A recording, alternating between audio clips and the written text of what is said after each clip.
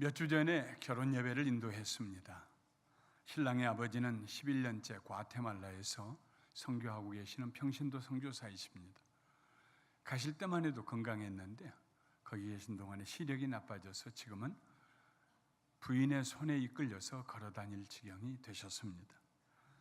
그 선교사님은 선교사로 파송되기 전에 컴퓨터 전문가로서 큰 회사들이 사용하는 아주 중요한 소프트웨어를 개발해냈습니다. 그가 만든 소프트웨어는 10여 년이 지난 지금까지도 큰 회사들이 잘 사용하고 있습니다. 그 길로 나갔더라면 더 많은 돈을 벌 수 있었을 터인데 그는 사업을 20대 초반의 아들에게 넘겨주고 그리고 부부가 열악한 환경의 중남미로 선교하러 가셨습니다. 왜 그가 미국의 안락한 삶을 버리고 살기 어려운 곳으로 선교를 나가셨는지, 시력이 나빠져서 앞을 잘 못 보심에도 불구하고 자기가 해야 될 일을 아직 다 못 마쳤다고 여전히 거기에 머물러 계시는지 오직 그분만이 아십니다. 헨리 게르하트 아펜셀러는 1856년에 미국 펜실베니아에서 출생하여 한국에서 45세의 젊은 나이로 세상을 떠났습니다. 어느 날 그는 지금 한국에서는 매일 밤 영적인 장례식이 치러지고 있다는 선교사의 설교를 듣고 감동을 받아서 한국의 선교사로 나가게 됩니다. 그 당시 한국 상황은 우리가 상상할 수 없는 비참한 사회상이었습니다. 고무신 한 짝도 없이 전부 집신 신고 다닐 때입니다. 그는 배제중고등학교의 전신인 배제학당을 설립했고 정동 제1교회의 전신인 베델교회를 세웠으며 신약성경 전체를 한국말로 번역을 했습니다. 그는 성경 번역 모임에 참석하기 위해 목포로 배를 타고 가던 중 군산 어청도라는 섬 앞바다에서 그가 탄 선박이 다른 선박과 충돌하는 바람에 침몰하게 됩니다. 대학교 시절에 수영 선수였으므로 그는 얼마든지 살아남을 수 있었습니다. 실제로 그 배에서 살아남은 사람들이 많았습니다.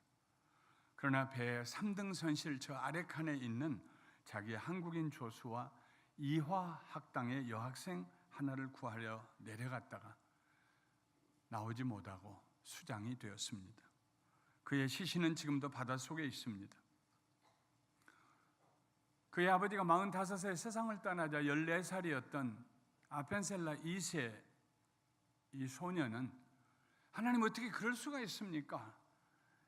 신앙이 흔들렸습니다. 세상으로 나갔습니다. 그러나 다시 하나님께 돌아와서 회개하고 신학을 공부하고 선교사가 되어서 한국에 와서 아버지 대를 이어서 선교사 활동을 하다가 몸이 병들어서 미국에 와서 치료를 받았습니다. 그런데 치료를 받는 중에 세상을 떠나게 됩니다. 그가 남긴 마지막 유언은 내 시신을 한국에 갔다가 묻어주십시오 했습니다. 그의 아버지는 바닷속에 묻혔고 그의 아들은 땅에 묻혔습니다. 미국의 안락한 생활을 버리고 왜 그들이 한국에 나왔는지, 왜 한국으로 다시 돌아갔는지, 그 위기의 순간에 죽음을 무릅쓰고 배 밑창까지 내려갔는지 본인들만 아십니다. 어려운 이들을 위하여 이렇게 자기를 희생한 이들의 이야기를 들으면 우리는 감동하게 됩니다. 그런데 더 감동스러운 이야기가 있습니다. 너무 감동스러워서 사람들이 믿지 못할 뿐만 아니라 믿을 수 없고 믿기를 싫어하는 이야기가 있습니다. 바로 하나님의 아들이 사람이 되셨다는 이야기입니다. 성탄절은 하나님의 아들이 사람이 되신 이야기입니다. 바울은 때가 참에 하나님께서 그의 아들을 보내사 여자에게서 나게 하셨다고 기록하고 있습니다. 때가 참에. 때가 찼다는 말은 하나님께서 약속하신 때가 이르렀다는 말입니다. 구약 성경에 보면 하나님께서 세상을 구원할 메시아를 보내시겠다고 여러 차례 약속을 하셨습니다. 메시아는 특별한 사명을 위하여 하나님께서 기름을 부으신 사람을 말합니다. 하나님께서 세상을 구원하시기 위해서 보내신 메시아는 정치가도 아니고 장군도 아니고 사업가도 아니었습니다. 이사야 선지자는 메시아를 가리켜서 고난받는 하나님의 종이라고 묘사하고 있습니다. 이사야 53장 4절부터 6절에 있는 말씀 우리 함께 큰 소리로 읽어보도록 하겠습니다. 그는 실로 우리의 질고를 지고 우리의 슬픔을 당하였거늘 우리는 생각하기를 그는 징벌을 받아 하나님께 맞으며 고난을 당한다 하였노라.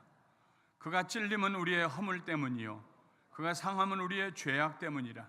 그가 징계를 받음으로 우리는 평화를 누리고 그가 채찍에 맞음으로 우리는 나음을 받았도다. 우리는 다 양 같아서 그릇 행하여 각기 제 길로 갔거늘 여호와께서는 우리 모두의 죄악을 그에게 담당시키셨도다. 여기서 말하는 그가 바로 메시아입니다.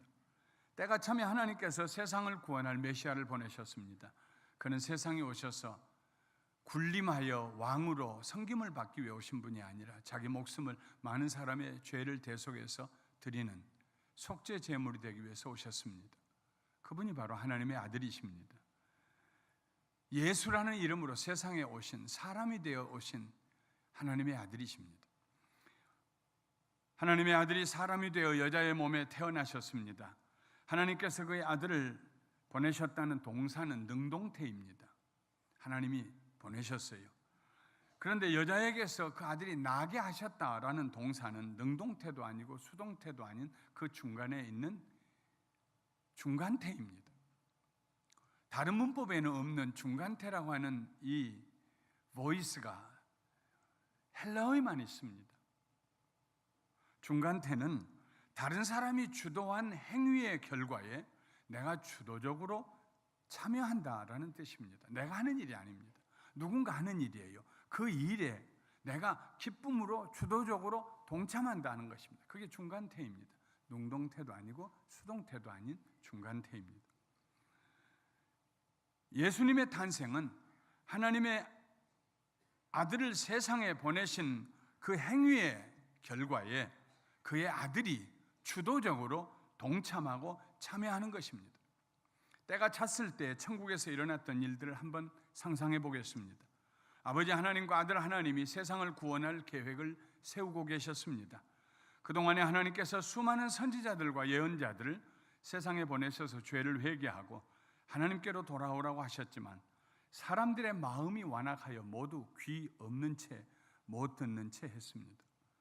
할 수 없이 하나님의 아들이 사람이 되어 세상에 오셔서 인간의 언어로 인간의 삶 속에서 인간과 함께 관계를 맺으시며 회개의 복음을 전하시고 하나님을 알게 하시며 하나님의 나라로 인도하시는 일을 하기로 작정을 하셨습니다. 그리고 그 아버지 하나님의 계획에 아들 하나님이신 예수님이 적극적으로 동참하셨습니다. 그리하여 아들 하나님은 천국에서의 모든 지위와 능력을 다 벗어두고 한 아기가 되어서 적어도 그 예수님이 하나님의 아들이 핏덩어리가 되어서 기적적으로 남편 없이 아내에게서 처녀 마리아의 몸에 잉태되어서 그래서 그 마리아의 몸에서 자라나서 핏덩어리가 되어서 세상에 태어났을 때 빌립보서 2장 5절 이하에 기록한 것처럼 예수님은 모든 것을 다 벗으셨어요. 그의 지위와 그의 능력과 그의 명예와 그의 영광을 다 벗어두셨어요. 아주 힘이 없는 부모가 젖을 먹여서 키워야 된 그 아기로 세상에 오셨습니다. 하나님이 우리를 구원하시기 위해서 그 아들을 보내신 그 일에 예수님이 동참하시고 자기의 모든 것을 벗어두시고 한 아기가 되어서 중간태로 하나님의 계획에 예수님이 자신을 드리십니다. 그 모든 일을 아버지 하나님께서 하셨습니다. 아들 하나님은 아버지의 손에 온전히 자기를 맡기셨습니다. 아기로 태어나는 동안에 예수님은 아무것도 생각할 수 없었을 것입니다. 자라나서 의식이 들어서 하나님을 다시 생각할 때까지는. 그러므로 예수님의 태어나심은 마리아의 행위도 아니고 예수님 자신의 행위도 아닙니다. 오직 아버지 하나님의 행위입니다. 은혜로운 행위입니다. 아버지 하나님의 행위에 예수님께서 주도적으로 동참했고 마리아도 주도적으로 동참했습니다. 마리아는 그녀를 방문하여 잉태 소식을 알려주는 천사에게 주의 여종이오니 말씀대로 내게 이루어지이다 하고 동참했습니다.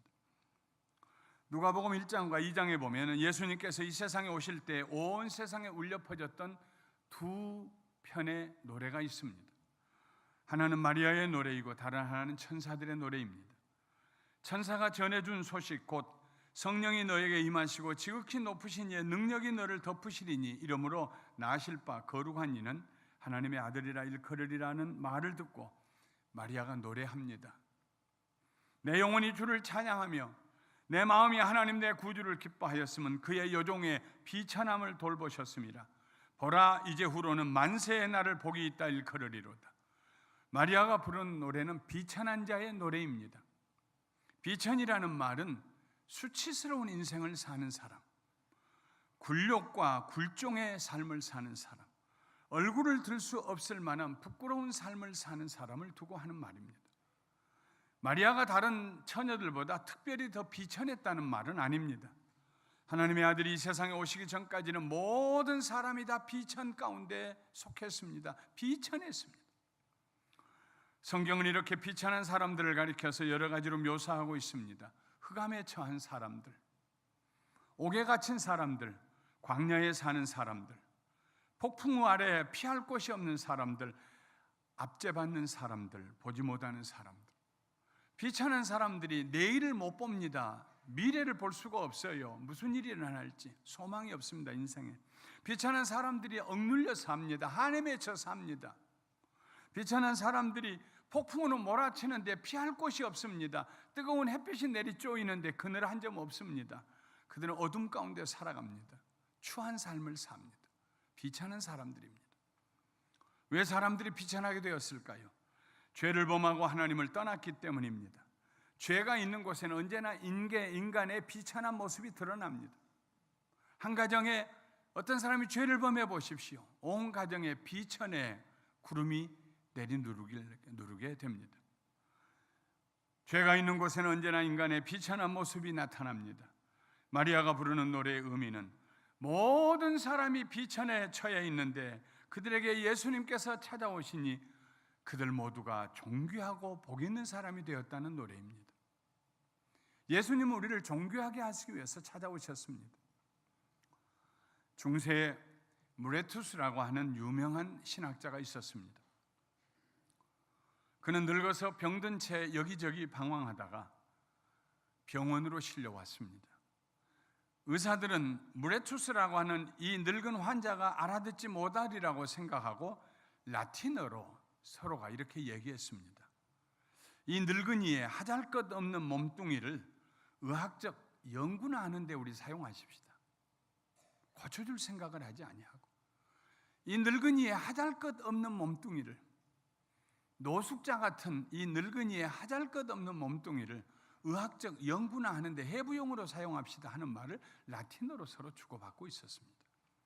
그때 무레투스가 그들이 사용하는 라틴어보다 훨씬 고급 라틴어로, 유창한 라틴어로 이렇게 말을 했습니다. 예수님이 그를 위해 죽은 사람을 하잘것없는 사람이라고 말하지 마십시오. Call no one worthless for whom Christ died. 예수님이 그를 위해 죽었는데 세상에 누가 하잘것없는 사람입니까? 그런 뜻입니다. 기독교의 핵심은 예수님의 대속적인 죽음입니다. 옛날에 유대인들은 자기들의 죄를 대신하여 짐승을 잡아 제사를 드렸습니다. 훗날에 제사장이 잡아주고 훗날에 그들을 도와서 레위인들이 하역을 해서 용역을 해가지고 짐승을 대신 잡아주고 제사를 드리고 했습니다만, 처음에는 죄를 범한 사람이 하나님 앞에 자기 죄를 회개하고 용서받기 위해서 양 한 마리를 끌고 와서, 넉넉한 사람은 송아지 하나를 끌고 와서, 가난한 사람은 비둘기 하나를 끌고 데리고 가지고 와서 비둘기의 목을 비틀어서 자기가 비둘기를 죽이고 비둘기의 피를 뿌리면서 하나님 앞에 죄를 회개하고 그 비둘기를 태웠습니다. 번제입니다. 양을 잡아 가지고 온 사람은 양의 머리에 손을 얹고 하나님, 내가 이런 죄를 범했습니다. 용서해 주세요. 이 양의 죽음을 내 죽음으로 보시고 이 양의 피를 내 피로 보시고 용서해 주세요 하고 그 양의 목에 칼을 찔러서 양을 죽이고 그리고 피를 다 쏟아낸 다음에 껍질을 벗기고 살을 여면서 제사를 드렸습니다. 더 넉넉한 사람은 소를 끌고 와서 소의 머리에 손을 얹어 기도하고 자기가 그 소를 죽이고 가죽을 벗기고 살을 여면서 제단 위에 놓고 피를 쏟아서 하나님 앞에 제사를 드렸습니다. 죽음으로써 죄가 사해졌다는 이 신학적인 진리가 구약에 있습니다.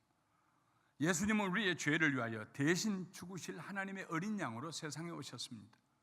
하나님이 사람이 되셔서 내 죄를 대신해서 죽기 위해서 오셨습니다. 그의 죽으심과 부활하심으로 우리가 비천한 상태에서 벗어날 수 있는 길이 열렸습니다. 이제 누구든지 예수님을 믿으면 즉시로 비천한 상태에서 벗어나게 됩니다. 예수님을 믿기만 하면 죄와 사망의 권세에서 노연하게 되고 삶의 의미를 발견하게 되며 시간과 물질과 능력을 지혜롭게 사용할 수 있어서 더 복된 존귀한 삶을 살게 됩니다. 성경은 이런 사람을 가리켜서 하나님의 백성, 하나님의 자녀, 하나님의 기업이라고 부릅니다. 마리아가 부른 노래가 비천한 자의 노래였다면 예수님이 태어나시던 날에 천사들이 부른 노래는 영광과 평강의 평화의 노래였습니다. 호련히 수많은 천군들이 그 천사들과 함께 하나님을 찬송하여 이르되 지극히 높은 곳에서는 하나님께 영광이요 땅에서는 하나님이 기뻐하신 사람들 중에 평화로다 하니라. 하나님께서 그의 영광을 나타내시기 위해서 사람을 지으셨습니다. 그의 형상과 모양대로 지으셨습니다. 모든 피조물 중에 하나님을 가장 닮은 피조물이 사람입니다. 모든 피조물들 중에 가장 지혜롭고 가장 유능하고 가장 능력 있는 존재가 사람들입니다. 하나님이 그렇게 지으셨습니다. 손수 흙으로 사람을 지으시고 그의 코에다가 기운을 불어넣으셔서 산자가 되게 하셨습니다. 사람은 하나님의 영광을 나타내기 위해 지으신 걸작품입니다. 그러므로 하나님 말씀하시기를 내 이름으로 불려지는 모든 자 곧 내가 내 영광을 위하여 창조한 자를 오게 하라. 그를 내가 지었고 그를 내가 만들었느니 내 영광을 위해서 내가 창조한 자들을 오게 해라. 그들을 내가 만들었고 내가 지었느니라. 이사야 43장 7절 말씀입니다. 그런데 사람들이 죄를 범하고 하나님을 떠났습니다. 예루살렘이 멸망하였고 유다가 엎드러졌으면 그들의 언어와 행위가 여호와를 거역하여 그의 영광의 눈을 범하였습니다. 부모 앞에 자식들이 우리한테 뭐 해준 거 있냐고 소리 지르고 떠나는 것처럼 이스라엘 백성들이 하나님의 영광의 눈을 손가락으로 찌르고 그들의 언어와 행위가 하나님을 대적하고 하나님을 떠났다는 말씀입니다. 그러나 하나님께서 이스라엘을 포기하지 않았습니다. 죄인들을 포기하지 않았습니다. 왜냐하면 그가 그의 형상과 모양대로 지은 그의 영광을 위해서 지은 존재들이기 때문입니다. 이사야 42장 8절에 나는 여호와이니 이는 내 이름이라. 여호와라는 말은 구원자라는 말입니다. 내 이름은 구원자라는 말이에요. 나는 구원한 자이다. 내 이름은 여호와이다. 이는 내 이름이라. 나는 내 영광을 다른 자에게 내 찬송을 우상에게 주지 아니하리라. 내가 내 영광을 위하여 창조한 이들을 사람들을 인류를 내가 버리지 아니하리라. 예수님은 하나님의 영광을 이 세상에 나타내시기 위해 오셨습니다. 예수님은 하나님의 백성들을 하나님께로 돌아가게 하심으로 하나님의 영광을 나타내셨습니다. 자식은 부모를 수치스럽게도 하고 부모를 영광스럽게도 합니다. 누가복음 15장에 있는 탕자, 아버지의 유산을 가지고 돌아가시기도 전에 자기에게 올 몫을 가지고 밖으로 나가서 탕진하고 돼지나 치는 형편없는 인생의 모습으로 타락하고 전락했을 때 그는 아버지를 수치스럽게 했습니다. 그러나 그가 회개하고 돌아와서 아버지 앞에 무릎을 꿇고 용서를 구할 때 그는 다시 아버지를 영화롭게 했습니다. 돌아온 자식 때문에 영화롭게 된 아들이 동네 사람들을 모아놓고 잔치를 했습니다.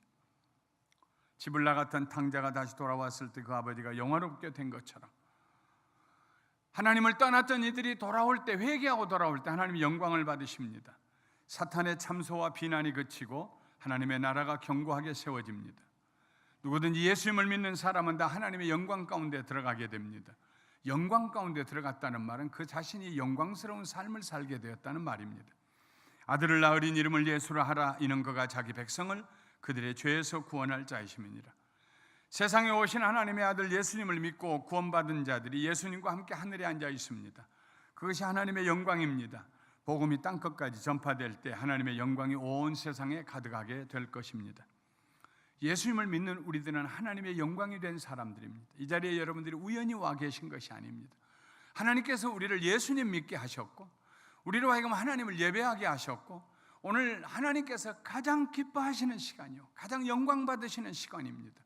여러분과 저로 인하여서 하나님이 영광을 받으십니다. 우리의 모든 생각과 우리의 모든 말과 행동들이 하나님께 영광을 돌리는 말과 생각과 행동이 되어야 되고 또 하나님의 영광을 세상에 나타내어야 할 것입니다. 예수님이 세상에 오실 때에 하나님이 영광을 받으실 뿐만 아니라 기뻐하심을 입은 사람들, 하나님의 기뻐하심을 입은 사람들에게 평화가 되었습니다. 하나님의 기뻐하심을 입은 사람들은 예수님을 구주로 영접한 사람들입니다. 예수님 시대에도 세상이 주는 평화가 있었습니다. 로마는 주변에 있는 나라들을 칼과 창으로 점령하고 그리고 외쳤습니다. 팍스 로마나. 로마의 지배에 의한 평화. 로마가 지배하기만 하면 그 지역엔 평화가 일어난다. 강도들이 사라지고 도둑이 살아나고 평화롭게 된다. 어느 정도는 맞는 말입니다.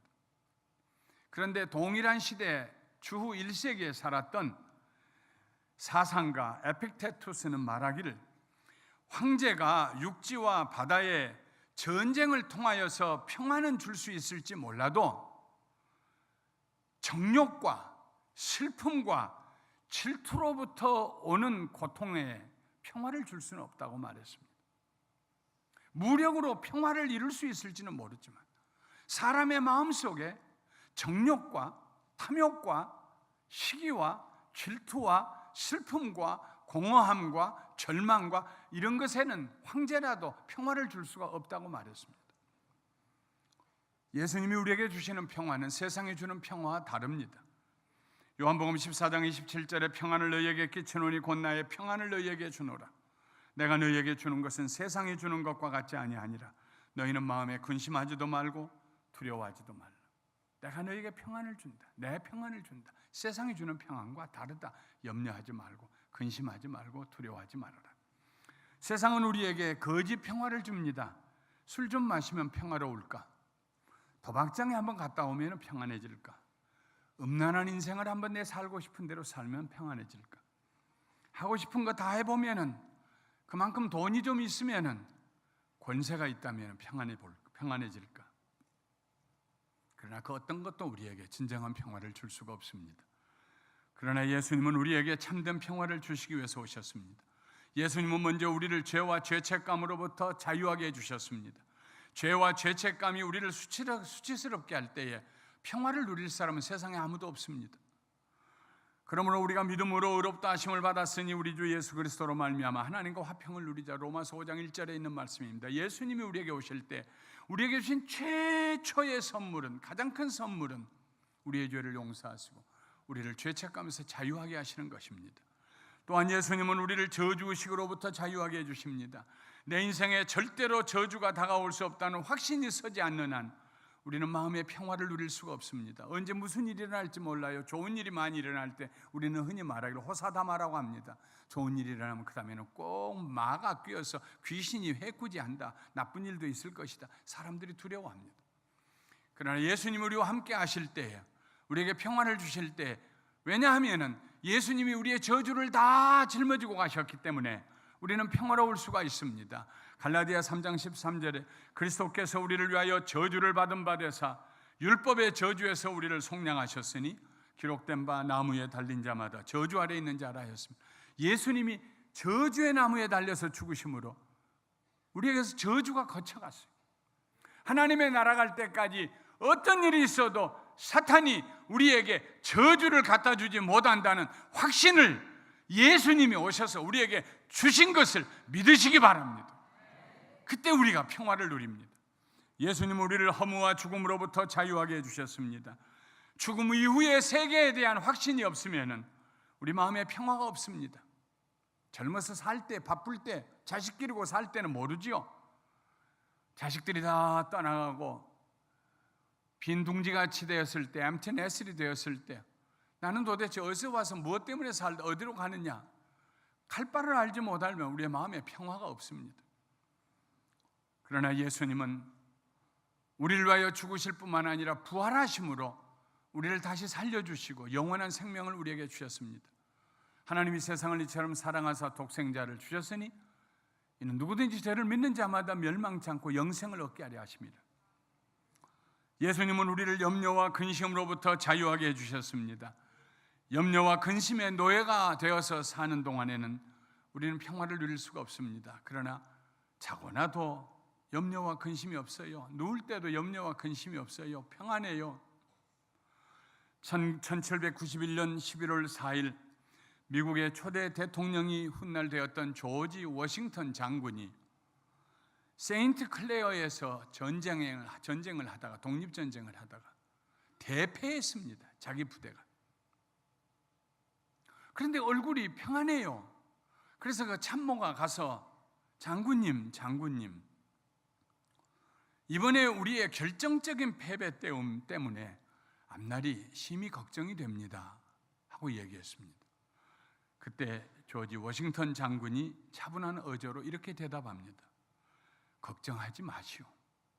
이겨도 하나님의 손안에 있고 저도 우리는 하나님 품속에 있습니다. 이기나 지나 우리가 하나님의 손안에 있고 하나님의 품속에 있으니 걱정할 거 없습니다. 그 말대로 독립전쟁에서 승리하고 미국이 독립하게 됩니다. 너희는 마음에 근심하지 말라. 하나님을 믿으니 또 나를 믿으라. 예수님은 우리의 마음에 있는 미움에 쓴 뿌리를 뽑아주셨습니다. 원수를 용서하지 못할 때, 내 마음에 늘 원수가 남아있을 때 어떻게 평화로운 삶을 삽니까? 그러나 예수님이 우리에게 오셔서 우리를 용서하시고 우리를 용서하신 그 용서하심의 능력으로 다른 사람을 용서할 수 있을 때, 마음에 생각해 봐도 미운 사람이 생각나지 않을 때, 그때 참된 평화를 우리가 누리게 됩니다. 에베소서 4장 32절에 서로 친절하게 하며 불쌍히 여기며 서로 용서하기를 하나님이 그리스도 안에서 너희를 용서하심과 같이 하라고 했습니다. 하나님이 그리스도 안에서 너희를 용서하심과 같이 하라. 정말로 예수님 때문에 내 죄가 사함받았다는 사람은 세상에 용서 못할 사람이 아무도 없습니다. 그래서 예수님이 태어나시던 날 천사가 노래했습니다. 지극히 높으신 곳에서는 하나님께 영광이요, 땅에서는 하나님이 기뻐하신 사람들 중에 평화로다. 말씀을 마치겠습니다. 그동안 우리는 해피 할리데이라고 부르던 예수님의 나신 날을 비로소 메리 크리스마스라고 부를 수 있게 되었습니다. 모두가 행복하게 메리 크리스마스. 그러나 진정으로 성탄절이 기쁜 까닭은 하나님의 아들이 이 세상에 오셔서 우리를 위하여 이루어 주신 일들 때문입니다. 예수님께서 비천한 우리들을 변화시켜 존귀하고 복 있는 자들이 되게 해 주셨습니다. 예수님께서 우리를 하나님의 영광스러운 자녀들이 되게 해 주셔서 인생을 영광스럽게 살게 해 주셨습니다. 예수님께서 우리에게 세상이 줄 수 없는 평화를 주셔서 어떤 환경에서도 평화롭게 살게 해 주셨습니다. 오늘 전도를 받으시고 초청을 받아 이 자리에 오신 6분들, 주님의 이름으로 여러분들을 환영합니다. 예수님을 영접해 보십시오. 예수님을 믿어 보십시오. 여러분들이 알지 못했던 놀라운 축복을 누리게 될 것입니다.